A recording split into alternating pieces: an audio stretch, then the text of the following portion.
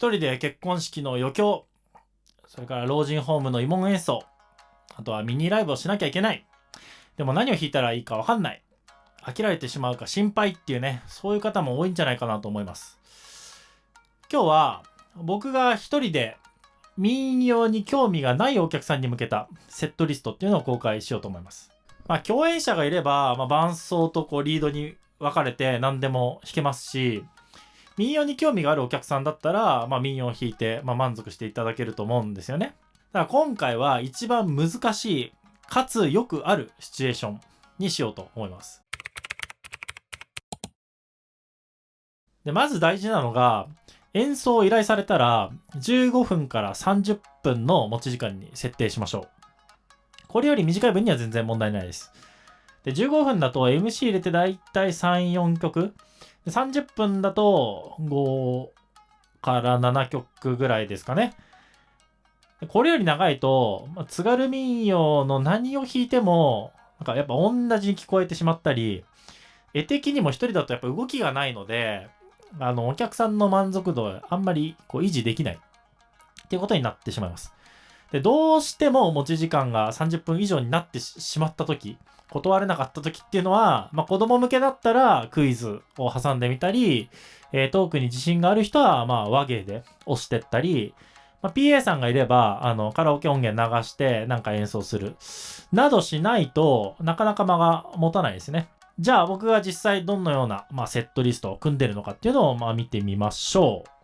はい、こちらです。まず15分用なんですけれども、特徴としては3ブロックに分けたうちの2ブロック目は洋楽コーナー、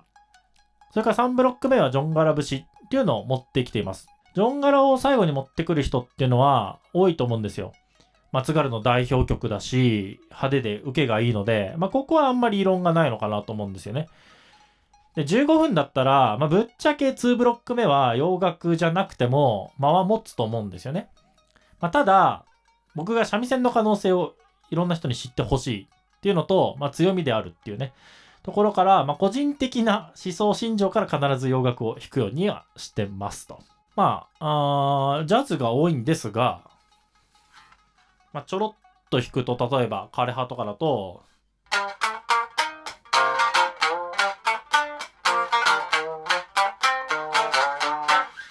みたいなとか、ダニーボーイだと、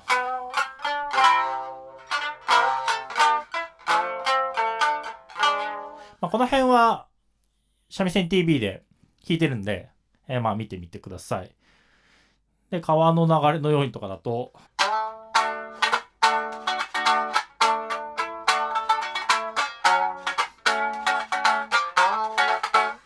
みたいな感じですかね。で、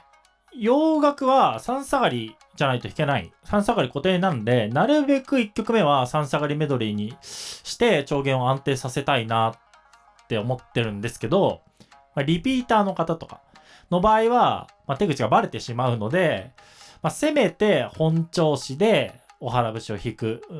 っていう感じで対応してます。で、よされ節は、全然セットリストに出てこないんですけど、個人的に好きですし得意なんですけど、ジョンガラとの差別化がやっぱり難しいので、めったに弾きません。さあ次30分用見てみましょう。15分用の2ブロック目と4ブロック目の間に日本民謡メドレーとか5大民謡のうち、3下がりジョンガラと被らない曲を入れてます。あとは3下がりメドレーに津軽音頭が足されてて、少しボリュームが増えてますね。3下がりメドレーってすごく優秀で、津軽音頭を何コーラス回すか、やさぶろう節を何コーラス回すかっていうね、結構自由にアレンジできるので、細かい時間調整ができて便利です。そんな感じですね。皆さん洋楽コーナーを、一つ挟むだけでもお客さんだいぶ長く引きつけられるので、難しいんですけど、練習しておくとかなりいいかなと思います。何もね、がっつり弾く必要なくて、ワンコーラスだけでもこんなことができるんですよっていうね、小ネタ程度でいいんで、そういう感じで弾くと気楽かなと思います。あとは同じアイヤ節でも、普通のバージョンと半音アイヤをなるべく混ぜたりとか、結構一曲一曲を小刻みに短くすることで、一応メドレーにはしてるんですけど、ずっと同じ展開だな、飽きちゃうなっていう感じの、冗長にならないように、工夫すると、民謡に、興味がないお客さんでも、わりかし興味を持ってというか、飽きずに、